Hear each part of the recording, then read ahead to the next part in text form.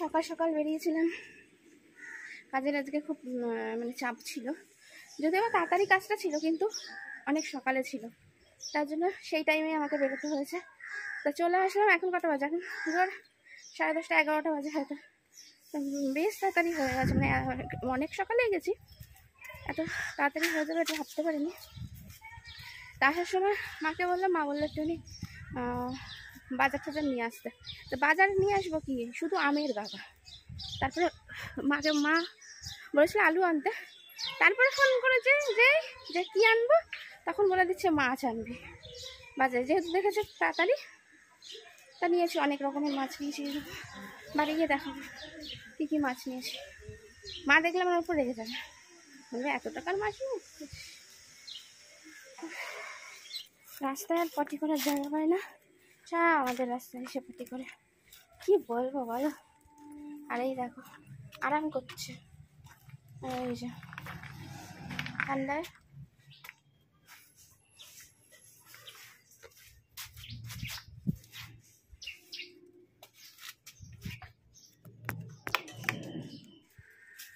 এরা কি মাছ এনেছি,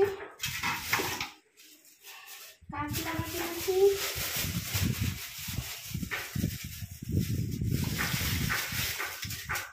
চিংড়ি মাছ এনেছি। মা দেখে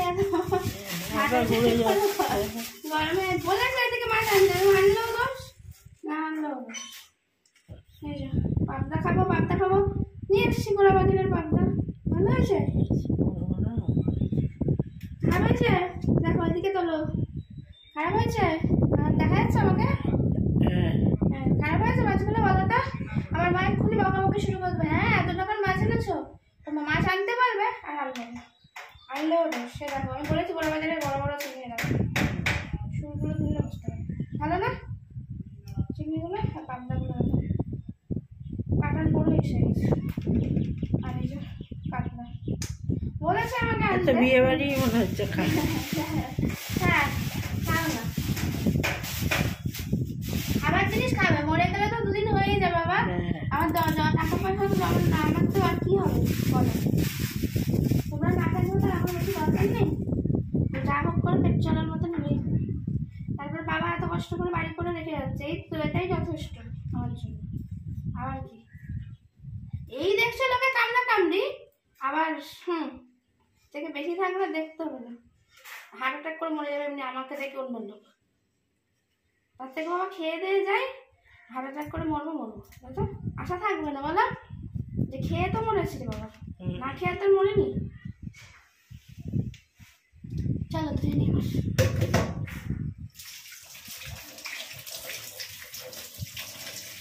ওইটাই শিখবো।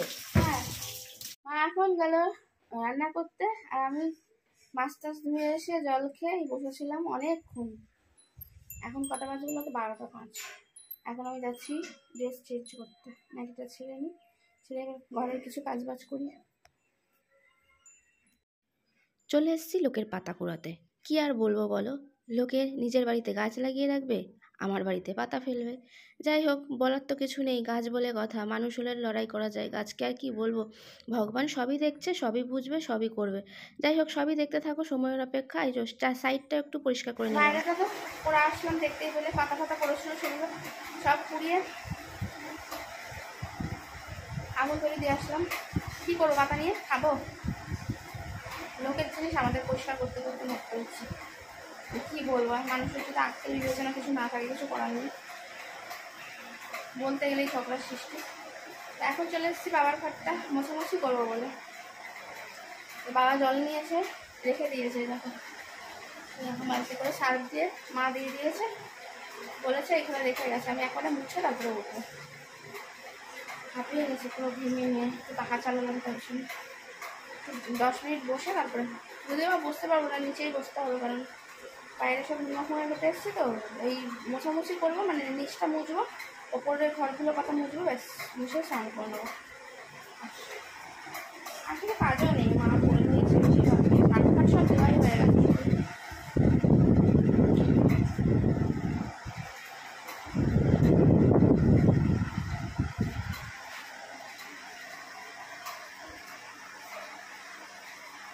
গোলুমলু, মুখটা দেখো সবসময় মুখটা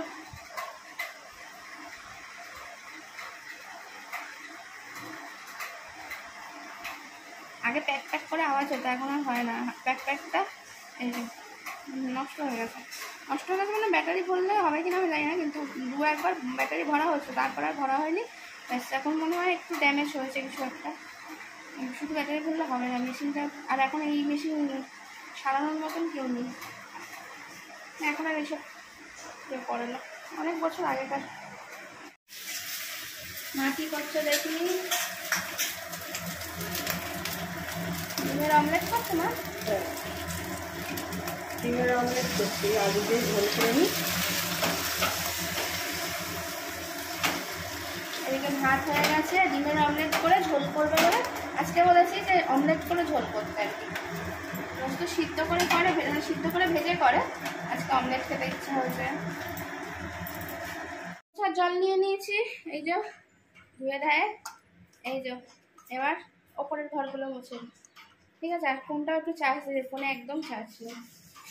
আর আমি ভিডিও করি, ভিডিও দেখি, এডিট করে এই করতে করতে না এমন হয়ে যায়, তারপর যখন ঘুমাই তখন বিছানার মধ্যে তো চার্জ দিই না। আগে দিতে পারতাম, এখন দেওয়া যায় না, তো ওইটার জন্য আমি ভুলেই যাই চার্জ দিতে। তারপর কিছু কিছু সময় দেখি যখন আমার প্রয়োজন, তখন দেখি একদম মানে সেই 20% হয়ে বসে, ঠিক আছে? তখন বাধ্যগত হয়ে তাড়াতাড়ি দৌড়াতে হয়, মানে চার্জ কোথায়, আগে চার্জারটা খুঁজে বেড়াই আর কি।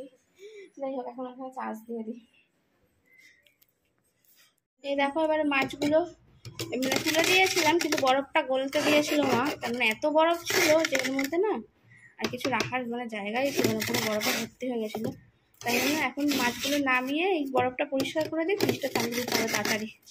দেখো একদম ভালো সুন্দরভাবে গলে গেছে। আহা কি সুন্দর বরফ গো।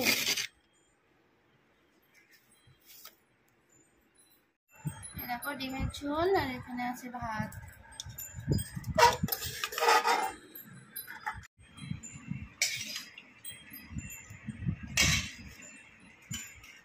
গুড ইভিনিং, সন্ধ্যা হয়ে গেছে, বাইরে অন্ধকার, বাবা এখন গেছে সন্ধ্যা দিতে।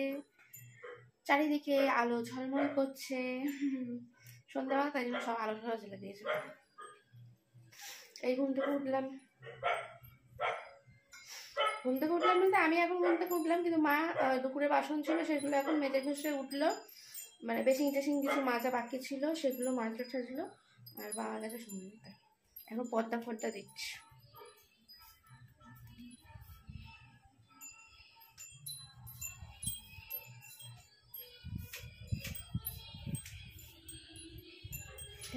পর্দা দিচ্ছে। মা এখন কি করছে, এই যে ভাত বসিয়ে দিয়েছে, যেহেতু 8টা বেজে গেছে, এবার রান্না বান্না করতে হবে তো নাকি, আর এদিকে বাসন কোসনটা মেজে নিচ্ছে। আর এর মধ্যে রয়েছে কি বলতো, এটা আমাদের এখন রান্না হবে, তোদের সঙ্গে শেয়ার করবো, দাঁড়াও আগে মা একটু কাজ বাজটা সেরে নুক, মানে এই বাসন টাসনগুলো মেজে নুক।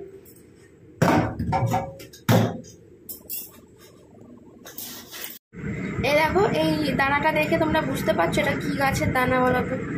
যে যে পারবে অবশ্যই কমেন্ট করে জানিও, ঠিক আছে? এইটা কি গাছের দানা, এই দেখো। আর কি তোমরা চিনতে পারবে, যারা গাছ নিয়ে বেশি নাড়াঘাটা করো তারাই চিনতে পারবে, আর যাদের বাড়িতে এই গাছটা রয়েছে তারা তো চিনতে পারবেই। হলো এবার আর বসে থাকলে চলবে না, মাকে একটু জোগাড় করে দিতে হবে, তাই এখন আমি টমেটো পেস্ট করতে চলে এসেছি, তারপর মা রান্না বান্না শুরু করে দেবে।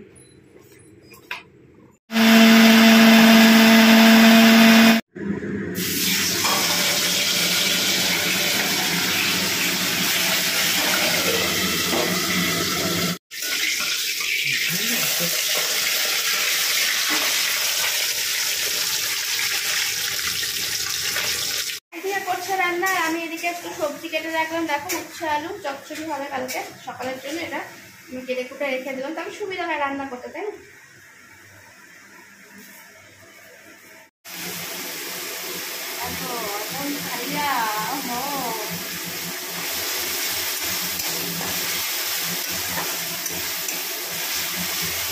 কালার আলো সাদা হবে। সুন্দর গন্ধ উঠছে না কষানো।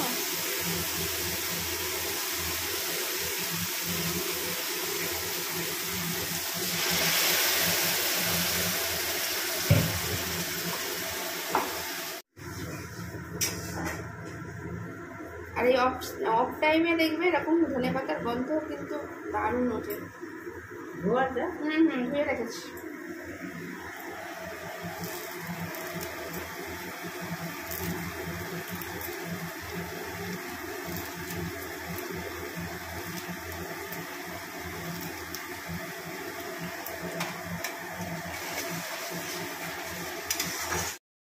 আজ আমাদের বাড়িতে হয়েছে কাতলা মাছের ঝাল বলতে পারো বা কাতলা মাছের কালিয়া বলতে পারো, আর শেষে পড়েছে একটু ধনেপাতা।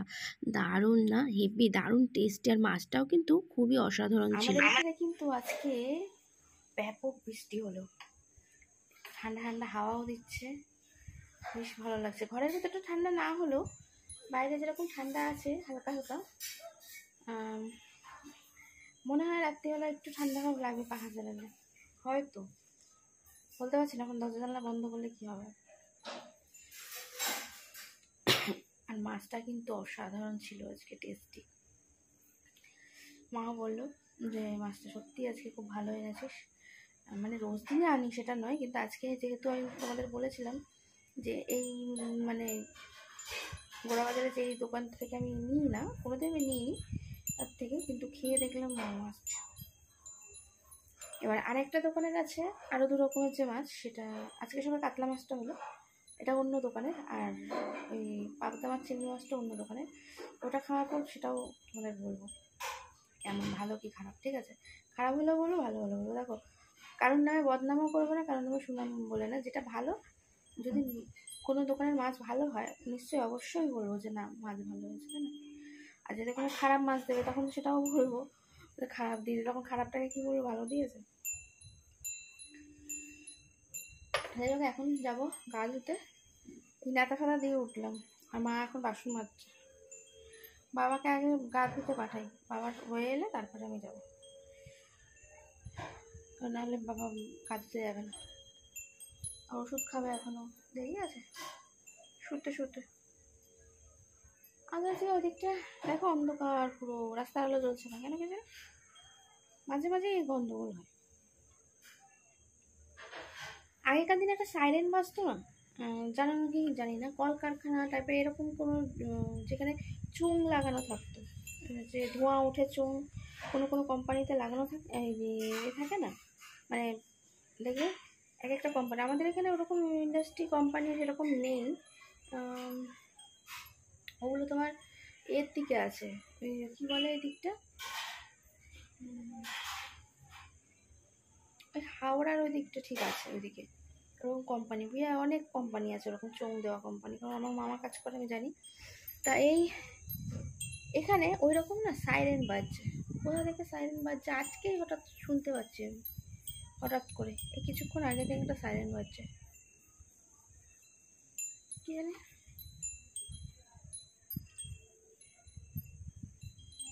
কোথা থেকে আওয়াজটা আসছে বোঝা যাচ্ছে না। একসময় ভয় লাগে এসব যা চলছে, কি হবে না হবে, কোনদিন হঠাৎ করে কি শুনবো, তাই না? আমরা সাধারণ মানুষ, আমাদের তো মনে ভয় লাগারই কথা। আমার গাটা ধোয়া হয়ে গেছে, চলে এসেছি ঘরে। আর ওরা করুক আস্তে আস্তে, মা ওষুধ খাচ্ছে, বাবা স্নান করতে গেছে। আমার পাটা না দেখো গরমেও এত পরিমাণে ফাটছে, তা আমি একটা ওষুধ তৈরি করেছি, এই যে যদি এটা ভালো হয়, মানে দেখি, মানে কিছুটা আমার আছে, কিছুটা কারোর আছে আর কি, মানে ও কোথাও কোথাও দেখেই বলতে পারো। তার মানে সে যা মিশিয়েছে তার মধ্যে আমি সেই জিনিস মেশাইনি, আমি একটু অন্য ধরনের, একটু অন্য রকমভাবে মিশিয়ে নতুন একটা জিনিস তৈরি করেছি, একটা ক্রিম, যেটা এই গরমে অত্যাধিক যাদের পা ফাটে। আর আমাদের সত্যি কথা বলতে আমাদের বাড়িতে কিন্তু এরকম পা ফাটতো না, আমার এই আমাদের এই দোতলা হওয়ার পর থেকে দেখছি পা ফাটা শুরু হয়েছে। কিসের জন্য আমি জানি না, পাথরের জন্য হলে হতে পারে, তোমাদেরও যাদের আছে তারা কমেন্ট করে জানিও যে সত্যি কথা বলতে পাথরে পা ফাটে কিনা সেটা আমি জানি না। মা বলছিল পাথরে নাকি পা ফাটে, কি জানি তার জন্য পা ফাটছে কিনা। কিন্তু আগে কোনোদিনও কিন্তু এরকম পা ফাটা আমার কোনোদিনই ছিল না। তাই এখন এই ক্রিমটা মাখবো বসে, পাটা ধুয়ে আসলাম ভালো করে।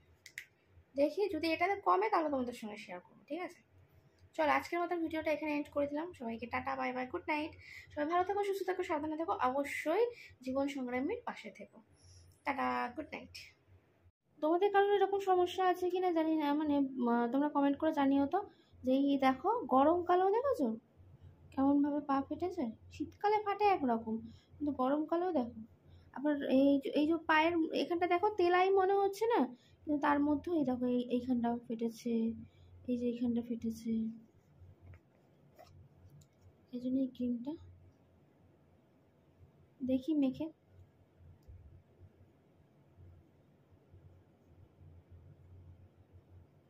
যদি কমে যায় তাহলেই ভালো, তাহলে নতুন একটা ক্রিম তোমাদের সঙ্গে শেয়ার করতে পারবো, খুব কম খরচে হয়ে যায়।